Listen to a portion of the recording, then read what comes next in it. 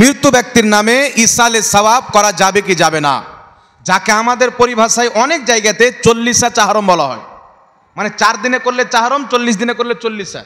4 দিনে করতেই হবে এরকম কোনো বিষয় নয়। আপনি 4 দিনেও করতে পারেন, 5 দিনেও করতে পারেন, 6 দিনেও করতে পারেন, 40 দিনেও করতে পারেন, প্রত্যেক বছর করতে পারেন, প্রত্যেক দিনেও করতে পারেন। তবে কেউ যদি 4 দিনে করে নাজেজ হবে না, 40 দিনে করলেও নাজেজ হবে না। অন্য দিনে করলে যেমন ইসালে সওয়াব হয়ে যাবে, 4 দিন 40 দিনে করলেও তেমনই ইসালে সওয়াব হয়ে যাবে। কথা বুঝে এসছি গেছেন বাবা? তবে যুগ যুগ থেকে সালফে সালেহিন 4 দিন এবং 40 দিনকে একটি বাঁধাই করে দিয়েছেন, যেন কমপক্ষে মানুষ মরে তো জীবিত মানুষ তার নামে ইসালে সওয়াব করে। এখন আপনাকে বলতে চাই যে জীবিত ব্যক্তির কোনো নেক কর্মের সওয়াব, নেকির কাজের নেকি মৃত্যু ব্যক্তির নামে যদি ইসাল করে তাহলে যাবে কি যাবে না, এটা আপনার সম্মুখে আমি বয়ান করে দিতে চাই। বুখারী মুসলিমের মধ্যে হাদিস, একজন সাহাবী এসে বলছেন, ইয়া রাসূলুল্লাহ, ইয়া হাবিবাল্লাহ, আমার মাকে আমি হজ করাতে চেয়েছিলাম। হজের মাস আসার পূর্বে আমার মা ইন্তিকাল করেছেন। আমি যদি এখন আমার মায়ের নামে ইসালে সওয়াব করি, হজ করি, তো সেই হজটা কি আমার মায়ের করা হবে? সওয়াবটা কি আমার মা পাবেন? রাসূল পাক বলেন, তোমার মায়ের পক্ষ থেকে হজ করো, তোমার মায়ের হজ আদায় হয়ে যাবে। জোরে বলেন সুবহানাল্লাহ। তাহলে হজের সওয়াব যাবে কি যাবে না বাবা? মা মারা গেছেন, আমি হজ করছি, মায়ের হজ করা হয়ে গেল। দ্বিতীয় নাম্বার চলে আসছেন, একজন সাহাবী এসে বলছেন, ইয়া রাসূলুল্লাহ, ইয়া হাবিবাল্লাহ, আমার আব্বা ইন্তিকাল করেছেন বা মা ইন্তিকাল করেছেন, তার 1 মাসের রোজা কাজা ছিল, ফরজ রোজা। আমি যদি সেই রোজাগুলি রাখি তো আমার মায়ের আদায় হবে কি হবে না? রাসূল পাক বলছেন, তোমার মায়ের উপরে যদি কোনো কার্জ থাকতো তুমি আদায় করতে কি করতে না? সাহাবী বলেন, অবশ্যই করতাম। তো বলছেন, তোমার মায়ের 1 মাসের রোজা যে কাজা আছে, এটা আল্লাহর কার্জ, তুমি রেখে তোমার মায়ের ঘাড় থেকে বোঝাটা নামিয়ে দাও। বল সুবহান। তাহলে কি বোঝা গেল? যে মৃত্যু ব্যক্তির পক্ষ থেকে হজ করা যায়, হজ করবে জীবিত ব্যক্তি, মৃত্যু ব্যক্তির পক্ষ থেকে সওয়াব মৃত্যু ব্যক্তির কবরে চলে যাবে। মৃত্যু ব্যক্তির পক্ষ থেকে রোজা রাখা যায়, রোজা রাখবো আমি, সওয়াব আমার মায়ের কবরে চলে যাবে, সওয়াব আমার বাপের নামায় আমল আল্লাহ লিখে দিবেন। আমি যদি মৃত্যু ব্যক্তির পক্ষ থেকে কোনো নেক কর্ম করি, তার সওয়াব যেই মুর্দার পক্ষ থেকে করব আল্লাহ তাকে দান করবে। একটু জোরে বলতে হবে সুবহানাল্লাহ। তার কারণে বিরাদর ইসলাম, ইবনে মাজাহ শরীফের মধ্যে হাদিস, হযরতে আলী রাদিয়াল্লাহু তাআলা আনহু, আরো অনেক কিতাবের মধ্যে হাদিসটি রয়েছেন, আরো অনেক সাহাবা থেকে বর্ণিত রয়েছেন, তিনি প্রত্যেক বছর কুরবানি দিতেন, একটা নিজের নামে, একটা রাসূলুল্লাহর নামে। তো সাহাবী জিজ্ঞাসা করছেন, আপনি দুটো কোনে কুরবানি দিচ্ছেন? বলছে, একটি আমার নামে দিচ্ছি, একটা রাসূলুল্লাহর নামে দিচ্ছি। রাসূলুল্লাহর ইন্তিকালের পর রাসূলুল্লাহর নামে হযরতে আলী কুরবানি দিতেন। সাহাবায়ে কেরাম নিজের পিতার নামে কুরবানি দিতেন ইন্তিকালের পর। যার কারণে ইমামগণ, ফোকাহায়ে কেরামগণ সহি হাদিস উল্লেখ করে দলিল পেশ করেছেন যে মৃত্যু ব্যক্তির পক্ষ থেকে কেউ যদি কুরবানি করে তার সওয়াব মুর্দার কবরে চলে যায়। জোরে বলেন সুবহানাল্লাহ। তাই মৃত্যু ব্যক্তির পক্ষ থেকে হজ করা যায়, মৃত্যু ব্যক্তির পক্ষ থেকে রোজা রাখা যায়, মৃত্যু ব্যক্তির পক্ষ থেকে কুরবানি করা যায়, মৃত্যু ব্যক্তির পক্ষ থেকে দান করা যায়। আপনার আব্বা মারা গেছেন, মা মারা গেছেন, আপনি মসজিদে 500 টাকা দান করে দিলেন পিতার নামে, মায়ের নামে। দান করার যা সওয়াব আপনি পাবেন, ওই সেম সওয়াব আপনার মায়ের কবরে চলে যাবে। বলেন সুবহানাল্লাহ। ফলে আপনার মা উপকৃত হবে। আরেকটা হাদিস শুনিয়ে দিই, আবু দাউদ শরীফের মধ্যে হাদিস, হাদিসের সনদ সহি। হযরতে সাদ বিন আবাদা রাদিয়াল্লাহু তাআলা আনহু একজন সাহাবী, আমার আপনার নবীর দরবারে এসেছেন তিনার মায়ের ইন্তিকালের পর। আসার পরে বলছেন, ইয়া রাসূলুল্লাহ, ইয়া হাবিবাল্লাহ, আমার মা ইন্তিকাল করেছেন, আমি চাই যে আমার মায়ের নামে কিছু সাদকা করব, কিছু দান করব, ইসালে সওয়াব করব।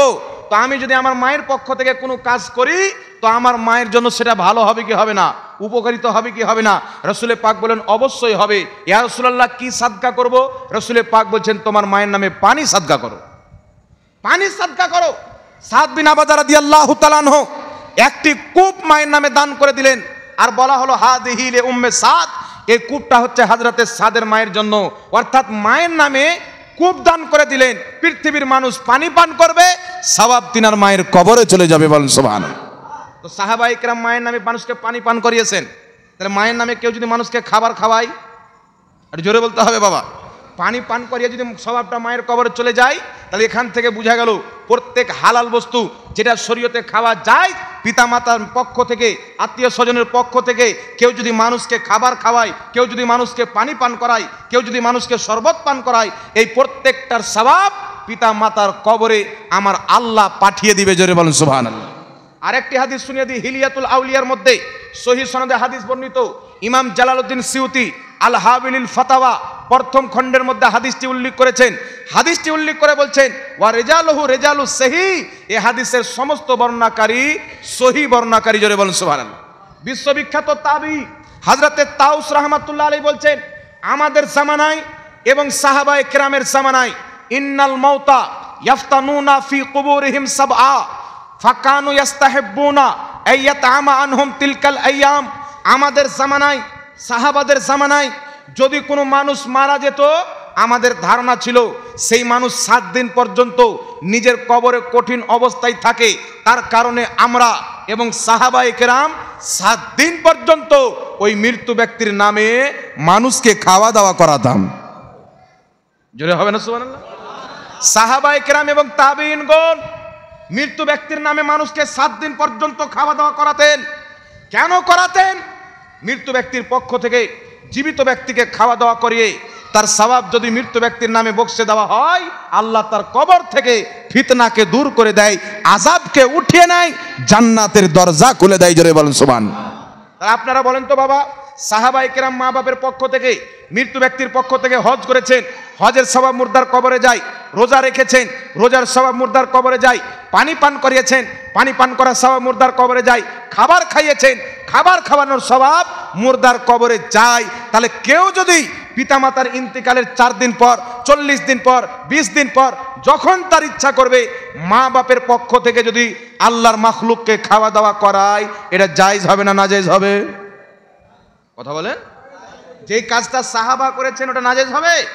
তাই ইমাম জালালউদ্দিন সিউতি রাহমাতুল্লাহ আলাইহি নিজের কিতাব সারহুস সুদুরের মধ্যে লিখেছেন, মৃত্যু ব্যক্তির নামে মানুষকে খাওয়া দাওয়া করানো এটা শুধু জায়েজ নয়, এটা হচ্ছে সওয়াবের কাজ। জোরে বলেন সুবহানাল্লাহ। তাহলে যাবে কি যাবে না বাবা? কথা বলতে হবে। সাহাবায়ে কেরাম মানুষ মারা গেছেন 7 দিন পর্যন্ত খাওয়া দাওয়া করেছেন।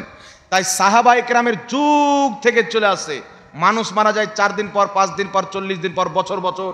মা বাপ মারা গেছেন, মা বাপের নামে দোয়াও হয়ে যায় মাগফিরাতের, আর মানুষের জন্য খাওয়া দাওয়া হয়ে যায়, কিছু কোরআন পাক তেলাওয়াত হয়ে যায়, ইসালে সওয়াব হয়ে যায়। এটা নাজায়েজ নয়, এটাই হচ্ছে নবী এবং সাহাবার দিন। জোরে বলেন সুবহানাল্লাহ। আরেকটা কথা আপনাকে বলে দিতে চাই, আরেকটা কথা বলতে চাই, মৃত্যু ব্যক্তির ইসালে সওয়াবে কোরআন তেলাওয়াত করি আমরা। এই কোরআন তেলাওয়াত করা যাবে কি যাবে না?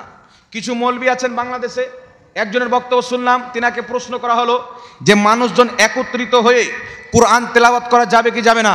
যেমন আমরা ইসালে সওয়াবকে কেন্দ্র করে মানুষজন একত্রিত হয়ে কোরআন তেলাওয়াত করে কোরআন খতম করি, তারপরে দোয়া করি, হয় কি হয় না বাবা? এটা জায়েজ কি না জায়েজ? তো তিনি বলছেন একমাত্র শিক্ষার জায়গা ব্যতীত অন্য কোথাও কোরআন সম্মিলিতভাবে পাঠ করা হারাম এবং নাজায়েজ। বলে নাউজুবিল্লাহ।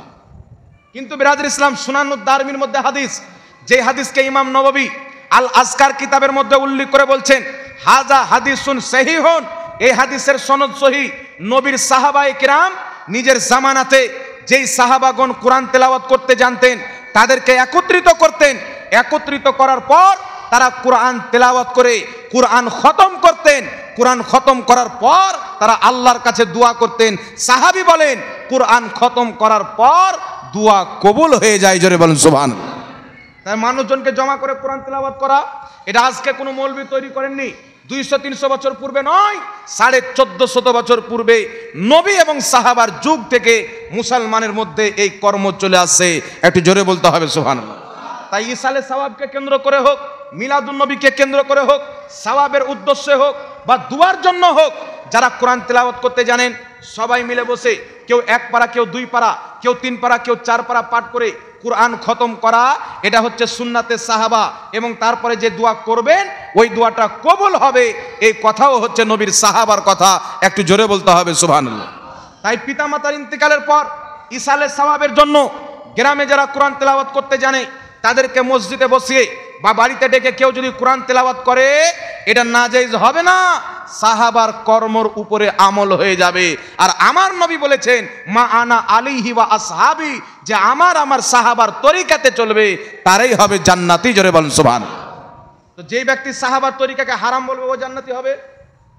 যে সাহাবার তরিকাতে চলবে সেই হবে জান্নাতি, যে নবীর তরিকায় চলবে সেই হবে জান্নাতি। তো সাহাবীর তরিকা হলো সবাই মিলে সম্মিলিতভাবে কোরআন তেলাওয়াত করা, এক অপর আওয়াজ যেন কানে না টাকরায়, আস্তে আস্তে কোরআন খতম করা, কেউ এক পারা কেউ দু পারা, এটা শুধু জায়েজ নয়, এটা নবীর সাহাবার সুন্নাত, জোরে বলতে হবে সুবহানাল্লাহ। এবার চলে আসেন বিরাদর ইসলাম, মৃত্যু ব্যক্তির নামে খাস করে আমরা কোরআন তেলাওয়াত করি ইসালের সওয়াবকে কেন্দ্র করে। আমি এক পারা কোরআন তেলাওয়াত করলাম, দোয়া করছি, আল্লাহ আমি যা কিছু কোরআন তেলাওয়াত করেছি এর সওয়াব তুমি আমার বাপের কবরে পৌঁছে দাও, আমার মাকে দিয়ে দাও। এইভাবে কোরআন তেলাওয়াত করা যাবে কি যাবে না? মানুষজনকে ডেকে যাবে কি যাবে না? আমি আপনাদের সম্মুখে দলিল দিচ্ছি, একটু লক্ষ্য করে শুনবেন। আপনাদের সম্মুখে একটি দলিল দিলাম, সবাই মিলে কোরআন তেলাওয়াত করা সুন্নাতে সাহাবা ইকরাম করেছেন, কোরআন খতম করেছেন, দোয়া করেছেন। তাদের আকীদা ছিল কোরআন খতম করার পরে দোয়া কবুল হয়। এখন মাজমাউ জাওয়াইদের মধ্যে হাদিস, বিশ্ববিখ্যাত তাবেঈ হযরতে লজলজ রাহমাতুল্লাহ আলাইহির পিতা হচ্ছেন সাহাবী, বাপ সাহাবী, বেটা হচ্ছেন তাবেঈ। তিনার বাপ সাহাবী, নিজের বেটা তাবেঈকে হযরতে লজলজকে বলছেন, বেটা আমি যখন ইন্তিকাল করব আমার কবরের পায়ের সাইডে সূরা বাকারার প্রথম অংশ পাঠ করবে আর মাথার দিকে সূরা বাকারার শেষ অংশ পাঠ করবে। এখান থেকে উলামায়ে কেরাম বলেছেন যে মৃত্যু ব্যক্তির কবরের পাশে যদি কোরআন তেলাওয়াত করা হয় মৃত্যু ব্যক্তি উপকৃত হয়, জোরে বলেন সুবহানাল্লাহ। ইমাম হাইসামি বলছেন রিজালুহুম রিজালুস সিকাত, এই হাদিসের সমস্ত বর্ণনাকারী হচ্ছে বিশুদ্ধ এবং সহিহ বর্ণনাকারী, যার কারণে হযরতে আনসার সাহাবাগণ তিনাদের জামানায় যদি কেউ ইন্তিকাল করতেন তো তিনারা সেই মৃত্যু ব্যক্তির নামে কোরআন তেলাওয়াত করতেন। যার কারণে ইমাম সিউতি রাহমাতুল্লাহ আলাইহি শারহুস সুদুরের মধ্যে লিখতেছেন, মৃত্যু ব্যক্তির পক্ষ থেকে ইসালের সওয়াবের জন্য যেই কোরআন তেলাওয়াত করা হয় সেই তেলাওয়াতের সওয়াব মুর্দার কবরে আল্লাহ পাক পাঠিয়ে দেয়, তার নামায়ে আমালের সওয়াবগুলিকে লিখে দেয়। ইমাম ইবনে কুদামা রাহমাতুল্লাহ আলাইহি নিজের কিতাব আল মুগনির মধ্যে লিখতেছেন, কি লিখতেছেন, যুগ যুগ থেকে মুসলমান সাহাবা ইকরামের জামানা থেকে নিয়ে মৃত্যু ব্যক্তির নামে ইসালের সওয়াবের উদ্দেশ্যে তারা মানুষজনকে একত্রিত করে কোরআন তেলাওয়াত করে আসে, আর সেই তেলাওয়াতের সওয়াব মুর্দার কবরে যায়। ইজমাউল মুসলিমিন, এই বিষয়ে মুসলমানদের ইজমা হয়েছে, জোরে বলেন সুবহানাল্লাহ। ইমাম মুসলিমের, ইমাম নববীর ফতোয়া, ইমাম সিউতির ফতোয়া, ইমাম ইবনে কুদামার ফতোয়া, ইমাম আহমদ বিন হাম্বলের ফতোয়া, ইমামে আজম আবু হানিফার ফতোয়া, নবীর সমস্ত হাদিসকে একত্রিত করে তিনারা ফতোয়া দিয়েছেন যে জীবিত ব্যক্তি যদি কোরআন তেলাওয়াত করে তার সওয়াব মৃত্যু ব্যক্তির নামে বক্সে দেয়, ওই সওয়াবগুলি মুর্দার কবরে আল্লাহ পাঠিয়ে দেয়। একটু জোরে বলতে হবে সুবহানাল্লাহ। তাফসীরে রুহুল বায়ানের মধ্যে হাদিস, আরো অনেক কিতাবের মধ্যে রয়েছেন। রাসূলুল্লাহ সাল্লাল্লাহু আলাইহি ওয়াসাল্লাম বলছেন, যখন কোনো জীবিত ব্যক্তি মৃত্যু ব্যক্তির নামে ইসালের সওয়াব করে, সওয়াব রেসানি করে, তার নামে দোয়া করে, তার নামে দান করে, সাদকা করে, তো জিবরিল আলাইহিস সালাতু ওয়াস সালাম জান্নাতের প্লেটে করে সেই সওয়াব নিয়ে মুর্দার কবরে হাজির হয়ে যায়। কোথায় হাজির হয়ে যায়? জান্নাতের নুরি প্লেটে ওই সওয়াবগুলিকে নিয়ে মুর্দার কবরে চলে যায়। আপনার পিতা মারা গেছেন, পিতার নামে দান করলেন, পিতা মারা গেছেন কোরআন তেলাওয়াত করে সওয়াব বক্সালেন, পিতা মারা গেছেন 10টা মানুষকে খাওয়া দাওয়া করালেন, পিতামাতা মারা গেছেন তাদের জন্য দোয়া করলেন, এই সমস্ত কর্মের সওয়াব জিবরিল আলাইহিস সালাম আমার নবী বলছেন জান্নাতি প্লেটে করে নিয়ে মুর্দার কবরে হাজির হয়ে যায় আর বলে, এ অমুক, তোমার ছেলে, তোমার মেয়ে, তোমার গ্রামবাসী তোমার নামে সওয়াব পাঠিয়েছে, তুমি কবুল করে নাও। মুর্দা অত্যন্ত খুশি হয়ে যায়, জোরে বলেন সুবহানাল্লাহ। তাই মৃত্যু ব্যক্তির পক্ষ থেকে কোরআন তেলাওয়াত করা যায়। আহলে হাদিস ভাইদের কিতাব ফাতাওয়া সানাইয়ার মধ্যে লেখা আছে কোরআন তেলাওয়াতের সওয়াব মুর্দার কবরে যায়। ফাতাওয়া দারুল উলুম দেওবন্দের মধ্যে লেখা আছে কোরআন তেলাওয়াতের সওয়াব মুর্দার কবরে যায়। এতে কওরির কোনো মতভেদ নাই। আজকে যে মাওলানা বলে মৃত্যু ব্যক্তির জন্য কোরআন তেলাওয়াত করে সওয়াব বক্সানো যাবে না, ওই মৌলবী নিজের মৌলবীর কিতাব পড়েনি তো বড় বড় ইমামের কিতাব কি পড়বে আর হাদিসই কি পড়বে? আহলে হাদিস ভাইদের বড় ইমাম মুবারকপুরি নিজের কিতাব তোহফাতুল আহওয়াজের মধ্যে লিখছেন যে মৃত্যু ব্যক্তির পক্ষে কোরআন তেলাওয়াত করে তার সওয়াব যদি মৃত্যু ব্যক্তিকে বক্সে দেওয়া হয় তার সওয়াব মুর্দার কবরে যায়। অসংখ্য হাদিস একত্রিত করে বলছেন এর ভিত্তি শরীয়তে আছে, জোরে বলেন সুবহানাল্লাহ। কথা বুঝে এসছি আসেনি বাবা? তাই মৃত্যু ব্যক্তির পক্ষ থেকে কোরআন তেলাওয়াত করা যাবে কি যাবে না? কথা বলতে হবে বাবা, যাবে কি যাবে না? অবশ্যই যাবে। মৃত্যু ব্যক্তির পক্ষ থেকে খাওয়া দাওয়া করানো যাবে। আপনাদেরকে দুটি সহিহ হাদিস শুনিয়েছি। আবু দাউদের হাদিস, সাহাবা পানি পান করিয়েছেন মায়ের নামে। তারপর আরেকটি হাদিস শুনালাম হিলিয়াতুল আউলিয়ার, সাহাবা ইকরাম 7 দিন পর্যন্ত যে কেউ মারা যেত তার নামে 7 দিন পর্যন্ত মানুষকে খাওয়া দাওয়া করাতেন। গরিবকে খাওয়ানো জায়েজ, ধনীকে খাওয়ানো জায়েজ। একটু জোরে বলেন সুবহানাল্লাহ। গরিবকে খাওয়ানো জায়েজ, ধনীকে খাওয়ানো জায়েজ, কোনো সমস্যা নাই। তারপরে আরেকটি কথা থেকে গেল বাবা, কলমাখানি করা যাবে কি যাবে না? কলমাখানি আপনারা করেছেন কোনোদিন? আপনাদের দেশে হয়? আম্বিয়া খতম, কলমা খতম বলে, কি বলে না? কলমা খতম করা যাবে কি যাবে না একটু আমার দিকে লক্ষ্য করে শুনেন। আপনাকে মাত্র একটি হাদিস শুনিয়ে দিচ্ছি আমি। হাদিসটি তিরমিজি শরীফের মধ্যে, হাদিসটি বুখারী শরীফের মধ্যে। দয়ার নবী মায়ের নবী সাল্লাল্লাহু আলাইহি ওয়াসাল্লাম একদিন একটি বাগানের দিকে গেলেন। হঠাৎ করে একটি জায়গাতে দাঁড়িয়ে গেলেন। নবী পাক সাল্লাল্লাহু আলাইহি ওয়াসাল্লাম বলছেন, সাহাবী, এখানে দুটি কবর রয়েছে আর এই দুটি কবরে আযাব হচ্ছে। সাহাবী বলছেন, ইয়া রাসূলুল্লাহ, ইয়া হাবিবাল্লাহ, কি কারণে আযাব হচ্ছে? এই যে দুটি কবরে আযাব হচ্ছে, তো কি কারণে আযাব হচ্ছে? রাসূলুল্লাহ সাল্লাল্লাহু আলাইহি সাল্লাম বলছেন, একজন পেশাবের ছিটা থেকে বাঁচছিল না, আরেকজন ব্যক্তি মানুষের চুগলি করত, ফলে দুইজনের কবরে আযাব হচ্ছে। রাসূলুল্লাহ সাল্লাল্লাহু আলাইহি সাল্লাম বললেন, সাহাবী, খেজুরের ডানা নিয়ে এসো। সাহাবা খেজুরের ডানা নিয়ে আসলেন। আপনার নবী সাল্লাল্লাহু আলাইহি সাল্লাম খেজুরের ডানাকে দুই ভাগে বিভক্ত করলেন, দুটি কবরের উপরে রেখে দিলেন। রাখার পরে কি বললেন? রাসূল পাক বললেন, যতদিন পর্যন্ত এই খেজুরের ডানা কাঁচা থাকবে ততদিন পর্যন্ত এদের কবরের আযাবে কমতি থাকবে, এর একটু আরাম পাবে। কেন আরাম পাবে? যতদিন খেজুরের পাতা থাকবে কাঁচা ততদিন কেন? আমার নবী দোয়া করে দিলে কিয়ামত পর্যন্ত কবরের আযাব মাফ হয়ে যেত।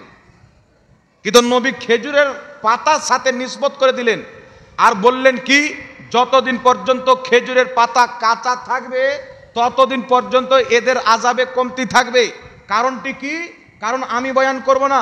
বুখারী শরীফের ব্যাখ্যাকার ইমাম ইবনে হাজার আসকালানী রাহমাতুল্লাহ আলাইহি পৃথিবীর শ্রেষ্ঠ ব্যাখ্যা, বুখারী শরীফের ব্যাখ্যা গ্রন্থ, যার নাম হচ্ছে ফাতহুল বারি শারহ সহিহুল বুখারী, সেই কিতাবের মধ্যে ব্যাখ্যা করতেছেন যে ওই যে খেজুরের পাতা যতদিন কাঁচা থাকবে আল্লাহর তসবিহ পাঠ করবে, আর তার তসবিহ পাঠ করার সওয়াব মুর্দার কবরে যাবে, ফলে তাদের কবরের আযাব আল্লাহ কমতি করে দেবে। জোরে বলেন সুবহানাল্লাহ।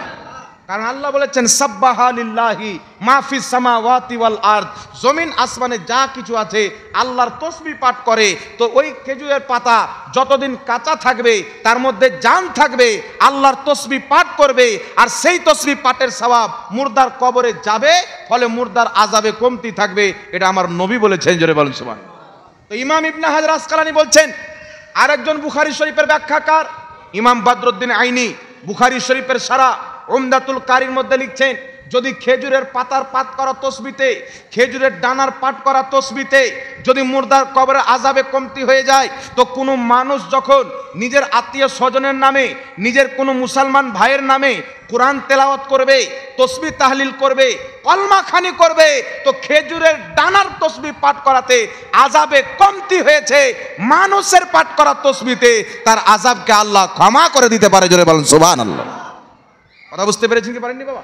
তাই ইমাম বদরুদ্দিন আইনি বুখারী শরীফের সারা উমদাতুল কারী এই হাদিসের ব্যাখ্যায় বলছেন, জিয়ারত করতে গিয়ে মুর্দার কবরের পাশে দাঁড়িয়ে তার ইসালে সওয়াবের জন্য কোরআন তেলাওয়াত করা মুস্তাহাব, সুন্নাতে মুস্তাহেবা। জোরে বলেন সুবহানাল্লাহ।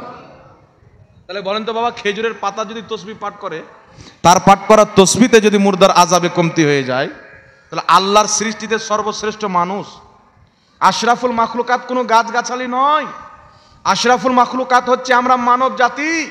আমরা যখন তসবিহ পাঠ করব, অবশ্যই আমাদের কলমাখানির সওয়াব, কোরআন তেলাওয়াতের সওয়াব পিতামাতার কবরে যাবে, আল্লাহ আমাদের পিতামাতার গুনাহগুলিকে মাফ করবে। জোরে বলেন সুবহানাল্লাহ। কথা বুঝতে পেরেছেন কি পারেননি বাবা? তাই বাপ মারা গেছে, মা মারা গেছেন, আত্মীয় স্বজন মারা গেছে, আপনার যেই দিনে ইচ্ছা করে মানুষজনকে খাওয়া দাওয়া করান, জায়েজ আছেন, কোরআন তেলাওয়াত করান, জায়েজ আছেন, কলমাখানি করান, জায়েজ আছেন। যে কোনো নেকির কাজ, যেই কাজে নেকি আছে, ওই প্রত্যেকটা কাজ ইসালে সওয়াবের জন্য করা ইসলামে জায়েজ আছে। জোরে বলেন সুবহানাল্লাহ। একজন হুজুর ফতোয়া দিচ্ছেন 40 চাহরম করা হারাম, আর আরেকটা জালসাতে বলছে যে আপনাদের যদি কেউ মারা যায়, ইসালে সওয়াব করার ইচ্ছা থাকে, একটা ছাগল কিনে দিয়ে, কিছু চাল কিনে দিয়ে আমার মাদ্রাসায় পাঠিয়ে দিয়েন, বিরিয়ানি করে আমাদের তালবিলিংকে খাইয়ে দেবো। ওই হুজুর বলছেন যে মরা মানুষের নামে মানুষকে খাওয়া দাওয়া করানো যাবে না, বুঝছেন? আর ওই হুজুর বলছে আমার মাদ্রাসায় দিয়ে দিয়েন, তালবিলিংদেরকে খাইয়ে দেবো। তাহলে তালবিলিং গেলা মানুষ নয় বাবা? কথা বুঝতে পারছেন আমার? তালবিলিং গেলা মানুষ কি মানুষ নয়? তো মানে ওর মাদ্রাসায় তালবিলিংকে দিলে জায়েজ হয়ে যাবে, আর গ্রামের লোককে যদি খাওয়ান তো না জায়েজ হয়ে যাবে, মানে মৌলবি লাওয়ার ধান্দাতে আছে। কথা বুঝতে পারছেন কি পারেন না বাবা? তো এইগুলোতে ধ্যান দিয়ে লাভ নাই বাবা। এখন তো কম ফাতোয়া শুনছেন, কত রকম ফাতোয়া শুনবেন। আমার নবী বলেছেন কিয়ামতের পূর্বে জাহিল ফাতোয়া দিবে, আলিম বাড়িতে বসে থাকবে। চায়ের দোকানে ফাতোয়া, রাস্তাতে ফাতোয়া, ঘাটে ফাতোয়া। একটি কথা মনে রাখবেন, যেই ব্যক্তি মাদ্রাসায় পড়াশোনা করে, কোনো শিক্ষা প্রতিষ্ঠানে ওস্তাদের কাজ পড়াশোনা করে সার্টিফিকেট অর্জন করেনি, বিদ্যা অর্জন করেনি, ফাতোয়া দেওয়ার জন্য যেই উসুলে ফাতোয়া, তাখাসুস, নীতিমালা রয়েছেন, সেই নীতিমালার জ্ঞান অর্জন করেননি, কোনো পাবলিক যতই জেনে লেখ তার জন্য ফাতোয়া দেওয়া হারাম রয়েছেন, তার ফাতোয়া শোনা হারাম, তার ফাতোয়াতে আমল করাও হারাম আছে মুসলমান। এটা শরীয়তের ফজলা। একজন ব্যক্তি যদি ইঞ্জিনিয়ার হয়ে যায়, পারমাণু বম বানিয়েছিল না আবুল কালাম আজাদ, আমাদের ভারতের রাষ্ট্রপতি ছিলেন আবুল কালাম আজাদ। ইনি আবুল কালাম আজাদ সাহেব পরমাণু বম বানিয়েছেন, আমাদের ভারতকে পরমাণু হাতিয়ার দিয়েছেন। এত জ্ঞানী ইঞ্জিনিয়ার, বিজ্ঞান, যিনাকে মিসাইল ম্যান বলা হতো। তিনি যদি কোনো ফতোয়া দিতেন ইসলাম সম্পর্কে, তিনার ফতোয়া ইসলামে মানা জায়েজ নয়। ইসলামের ফতোয়া কারা দিবে? যারা মুফতি হবে। যে গায়রে মুফতি শুধু আলিম হয়েছেন, ফতোয়া দেওয়ার রুলস পড়াশোনা করেননি, কোনো আলিমের কাছ থেকেও ফতোয়া নেওয়া জায়েজ নাই, তার ফতোয়া দেওয়াও না জায়েজ, তার ফতোয়া নেওয়াও না জায়েজ। ফতোয়া যখন আনতে যাবেন মুফতির কাছে যেতে হবে। কিন্তু আফসোসের কথা হলো, বাড়িতে মোবাইল দেখে এখন মুফতি গরু চড়িয়ে বেড়ায়। রাস্তাতে মুফতি, দোকানে মুফতি, এখানে মুফতি, এখানে মুফতি, মানে মুফতির শেষ নাই। তো আমার নবী বলেছিলেন কিয়ামতের পূর্বে জাহিল ফতোয়া দিবে, আলিমরা বাড়িতে বসে থাকবে। তাহলে এই কথা নবীর সত্য হচ্ছে কি হয় না বাবা? রাসূল পাক বলছেন ইলম থাকবে না, ফতোয়া দিবে, নিজে পথভ্রষ্ট হবে, মানুষকে পথভ্রষ্ট করবে। নিজে পথভ্রষ্ট হবে, মানুষকে পথভ্রষ্ট করবে। তার কারণে এদের ফতোয়া শোনা যাবে না। আপনি ইউটিউবে দেখছেন, কোনো বক্তা যদি মুফতি হয়ে না থাকে তার কাছে ফতোয়া শোনা যাবে না। কোরআন পাকের তাফসির, উসুলে তাফসির যদি না পড়ে, কোরআনের তাফসির তার কাছে শোনা জায়েজ নয়। যদি হাদিস, উসুলে হাদিস যদি না পড়ে, তার মুখে হাদিস শোনা জায়েজ নয়। কারণ হাদিস পড়ে উল্টা পাল্টা ব্যাখ্যা করবে, নিজের ইমানও খাবে, আপনার ইমানও খাবে। আজকে ল্যাপটপ চালানোওয়ালা সারা জীবনে হিন্দু ছিল, কালকে কলমা পড়লো, ও এখন আমাদের মুফতি। ও মুসলমান হয়েছে কি গ্যারান্টি নাই, ওই হয়ে গেছে মুফতি। তো এইরকম লোক যখন ফতোয়া দিবে, মানুষের ইমানকে ধ্বংস করবে বাবা। তাই ইমানকে বাঁচিয়ে রাখবেন। আরেকটি কথা শুনেন, আহলে সুন্নাত ওয়াল জামাত, পীর মাশায়েখদের দল, ওলি আউলিয়ার দল, আম্বিয়া রসুলের দল, সাহাবার দল, গস কুতুব আবদালের দল, মুহাদ্দিসের দল, সালফে সালিহিনের দল, আহলে সুন্নাত ওয়াল জামাতের প্রত্যেকটা আকীদা নবী মুস্তাফার দেওয়া আকীদা। জোরে বলেন সুবহানাল্লাহ। সাহাবার দেওয়া আকীদা, আপনার সালাফদের দেওয়া আকীদা। আহলে সুন্নাত ওয়াল জামাতের মধ্যে কোনো বানোয়াট আকীদা নয়। তবে আজকে যারা ফিতনা ছড়াচ্ছে, তাদের আকীদার মধ্যে অধিকাংশ আকীদা আছে তারা কোরআন হাদিস থেকে নেয়নি, ইহুদির মার্কেট থেকে খরিদ করে নিয়েছে মুসলমান। যেমন একটা আকীদা আপনাদের সম্মুখে বলে দিচ্ছি, আল্লাহর আকার। আপনারা আল্লাহর আকার মানেন? আল্লাহর দেহ আছে? কথা বলেন না বাবা। আল্লাহর দেহ আছে? আমাদের মুসলমানদের আকীদা কি আল্লাহর নিরাকার। কিন্তু যুক্তি দিয়ে কত লোককে বেঈমান বানানো হয়েছে। আজ থেকে 1200 বছর পর্যন্ত কোরআন বুঝনেওয়ালা কেউ এসছে কি আসেনি বাবা? আমার কথা একটু ধ্যান দিয়ে বুঝবেন। আজ থেকে নবীর জামানা পর্যন্ত যত মুফাসসির কোরআন পাকের তাফসির লিখেছেন, ইনারা কি কোরআন বুঝতেন না? যারা 5 লক্ষ হাদিসের হাফিজ ছিলেন, 10 লক্ষ হাদিসের হাফিজ ছিলেন, 7 লক্ষ হাদিসের হাফিজ ছিলেন, তিনারা কোরআন বেশি বুঝতেন না আজকে যার ক্যামেরা যত বড় সে হাদিস বেশি বুঝে? ওরা হাদিস বেশি বুঝতেন না? উনারা হাদিস বেশি বুঝতেন। আজ পর্যন্ত কোনো ইমাম, কোনো মুহাদ্দিস, কোনো সাহাবী বা আমাদের নবী আজ পর্যন্ত কেউ বলেননি যে আল্লাহর দেহ আছে মুসলমান, আল্লাহর আকার আছে, কেউ বলেননি। তবে কোরআন পাকে কিছু আয়াত পাওয়া যায়, আল্লাহর হাত, আল্লাহর পাও, আল্লাহর চোখ, আল্লাহর চেহারা। তো হাত যদি আল্লাহর আকার যদি না থাকে, তাহলে হাত কি করে হলো? আল্লাহর আকার যদি না থাকে, চেহারা কি করে হলো? আল্লাহর আকার যদি না থাকে, তাহলে জান্নাতে মুসলমান আল্লাহকে দেখবে কি করে? কথা বুঝছেন কি বলছেন বাবা? তো এখানে একটা কথা মনে রাখবেন, আল্লাহ হাত বলেছেন, পাও বলেছেন, চেহারা বলেছেন, এর ব্যাখ্যা, এর তাফসির সমস্ত মুফাসসির করেছেন আল মুরাদো সূরাতিস সিফাত। এর অর্থ হচ্ছে আল্লাহ যেখানে হাত, পাও, চেহারা, কান, নাক ব্যবহার করেছেন, আল্লাহ হাত দ্বারা নিজের সিফাতকে অর্থাৎ গুণকে বুঝিয়েছেন, আকার আকৃতিকে বুঝায়নি। তাই যত আকীদার ইমাম আছেন তিনারা আকীদা দিয়ে গেছেন মুসলমানকে, আকীদার কিতাব লিখে গেছেন। ইমাম বাইহাকি, ইমাম তাহাবি, যত আকীদার ইমাম রয়েছেন সবাই এক ফতোয়া দিয়েছেন, আল্লাহ যেখানে হাত বলেছেন, চেহারা বলেছেন, পাও বলেছেন, এই শব্দ দ্বারা আল্লাহ আকার আকৃতি বুঝায়নি, আল্লাহ নিজের গুণকে বুঝেছেন, নিজের সিফাতকে বুঝেছেন। আল্লাহর ব্যাপারে আকার আছে, দেহু আছে, এই ধারণা করা ইসলামে হারাম আছে মুসলমান।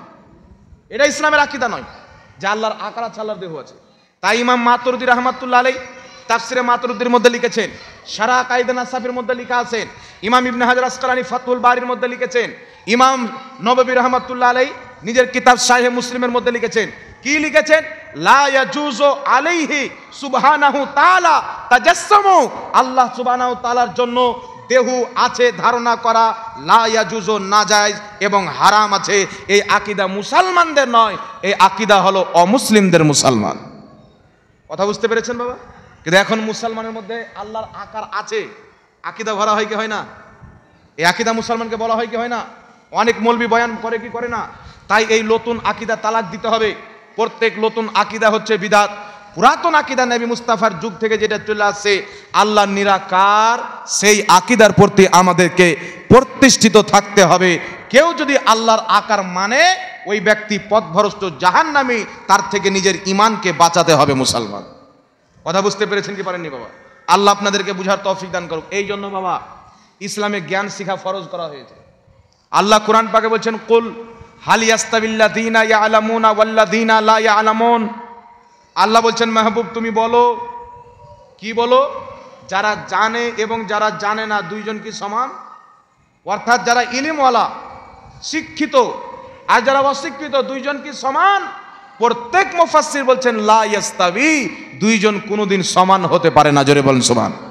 তাই রাসূল পাক বলেছেন তালাবুল ইলমে ফরিদাতুন আলা কুল্লি মুসলিমিন ওয়াল মুসলিমাতিন, ইলমে দিন শিক্ষা করা প্রত্যেক মুসলমান নর এবং নারীর উপরে আল্লাহ রসুল ফরজ করে দিয়েছেন। জোরে বলেন সুবহান। তাই আমাদেরকে ইলম শিখতে হবে কি হবে না বাবা? রাসূল পাক বলছেন উতলুবুল ইলমে লাউ কানা বিসিন, ইলমে দিন শিখো যদি তোমাদেরকে চীন যেতে হয়। তোমার দেশে মাদ্রাসা নাই, চীনে মাদ্রাসা আছে, ইলম শিখার জন্য চীন যাও। তোমার দেশে মাদ্রাসা নাই, মিশরে আছে, ইলম শিখার জন্য মিশর যাও। ইলমে দিন শিখার জন্য যেখানে তোমাকে যেতে হবে তুমি সেখান থেকে গিয়ে ইলম অর্জন করে এসো। শুধু দিনের ইলম নয়, দুনিয়াবি ইলম। জোরে বলুন সুবহানাল্লাহ। দুই রকম ইলম লাগবে বাবা। আমরা কি করেছি জানেন? আমরা মাদ্রাসা চালান বলে আমাদের মাদ্রাসায় শুধু আরবি রেখেছি। ম্যাথমেটিক্স আমাদের মাদ্রাসায় নাই, ইঞ্জিনিয়ারিং আমাদের মাদ্রাসায় কোর্স করানো হয় না, ইংলিশ বাংলা আমাদের মাদ্রাসা নাই, কোনো জিনিস আমাদের মাদ্রাসা নেই, খালি আরবি আরবি আরবি। কোনো মাদ্রাসায় যদি বাংলা ইংরেজি থাকে তো নামের বাচ্চা ভর্তি নেওয়ার জন্য আছে, আসলে বাংলা ইংরেজি সেভাবে পড়ানো হয় না। তবে আমাদের ইসলাম বলছে তুমি দিনও শিখো দুনিয়াও শিখো। যেমন ইলমে দিন শিখা ফরজ, দুনিয়াবি জ্ঞানও আপনার জন্য শিখাটা হচ্ছে জরুরি। নচেত স্টেশনে যাবেন, গিয়ে একজনকে খুঁজে বেড়াবেন, বড় আলিম হয়ে গেছেন, ইংলিশ জানেন না, বাংলা জানেন না, হিন্দি জানেন না, একজন শিক্ষিত লোককে খুঁজে বলছেন ভাই টিকিট কাউন্টারটা কোথায় আছে? এত বড় আলিম একজনকে জিজ্ঞাসা করতে যাচ্ছেন, এটা প্রেস্টিজের ব্যাপার নয় বাবা। তাই আমাদের ছেলেকে সব রকম শিক্ষা দিতে হবে যেন আমাদের ছেলে দুনিয়ার দিকে গিয়েও না হারে, আর ইমানের দিকে দিনের দিকে গিয়েও যেন পথভ্রষ্ট না হয়। কমপক্ষে এতটুক দিনের জ্ঞান দিতে হবে যাতে আকীদা বাঁচাইতে পারে, আর এতটুক দুনিয়াবি জ্ঞান দিতে পারে যে আমাদের মায়েরা যদি অসুস্থ হয় এলাজ যেন আমাদের মুসলিম মহিলারা করে। আমাদের বেটি ডাক্তার হবে, আমাদের মহিলারা ডাক্তার হবে, আমাদের বেটা ডক্টর হবে, ইঞ্জিনিয়ার হবে, মাস্টার হবে। যেন আমাদের মহিলা যদি অসুস্থ হয় তো আমাদের মহিলার গায়ে অমুসলিম যেন ট্যাচ না করে, আমাদের মা বোনেরা যেন তার এলাজ করতে পারে। এটা দরকার আছে না নাই বাবা? এটা জোরে বলতে হবে, আছে না নাই? এই জন্য যত দুনিয়াতে মাদ্রাসা আছেন, খাস করে আমাদের ভারতের মাটিতে মাদ্রাসা চালানেওয়ালার এটা জিম্মেদারি যে মাদ্রাসাতে কমপক্ষে এতটা সিস্টেম করবে যেন মাদ্রাসায় পড়নেওয়ালা যেই ছেলে বেশি জ্ঞানী হবে, যে বেশি মার্ক নিয়ে আসবে, যার নলেজ খুব তেজ হবে, তাকে কোনো লাইনে ভরে দেওয়া, সেটা ইঞ্জিনিয়ারিং লাইন হোক আর সেটা ডক্টরি লাইন হোক বা অন্য যেই কোনো লাইন হোক, যেন মাদ্রাসায় পড়নেওয়ালা, টুপি রাখনেওয়ালা, দাড়ি রাখনেওয়ালা যখন হসপিটালে ডক্টরি করবে, মানুষ মনে করবে ইসলাম আগে বেড়ে গেছে। মুসলমান আগে বাড়লে তো ইসলাম আগে বাড়বে। মুসলমান যদি পিছিয়ে যায় তাহলে ইসলাম পিছাবে না? কথা বলেন বাবা, পিছাবে কি পিছাবে না? একটা মুসলমান যখন দাড়ি টুপি রেখে হসপিটালে চাকরি করবে, ডক্টরি করবে, কত ভালো লাগবে আমাদেরকে দেখে। আমরা যখন অসুস্থ হয়ে কোনো স্কুলে কোনো হসপিটালে যাই, হসপিটালে গিয়ে যদি কোনো মুসলমান ডক্টরকে দেখি তাহলে আমাদের ইমানটা তাজা হয়ে যায়, আনন্দিত হয়ে যায় যে আমাদেরই জাত ভাই আছে, না হলে একটু হেল্প পাওয়া যাবে। কোনো হসপিটালে স্ত্রীকে নিয়ে গেলাম, খোঁজ পেলাম যে অমুক জায়গাতে মহিলা ডক্টর আছে, তাহলে আমরা সেখানে চলে যাই যেন মহিলা ডাক্তার আমার স্ত্রীকে দেখে, আমার স্ত্রীর গায়ে, আমার স্ত্রীর পেটে, শরীরে কোনো অমুসলিম টাচ না করে, কোনো পুরুষ টাচ না করে। তাই বিরাদর ইসলাম, আমাদের ছেলে আমাদের মেয়েকে আপনি শুধু এটা মনে করিয়েন না যে শুধু আলিম বানিয়ে দিলাম বাস হয়ে গেল। আপনি শুধু এটা মনে করিয়েন না যে শুধু মাস্টার বানিয়ে দিলেন হয়ে গেল। আপনার ছেলেকে দিনেরও শিক্ষা দেন, আপনার ছেলেকে দুনিয়ারও শিক্ষা দেন।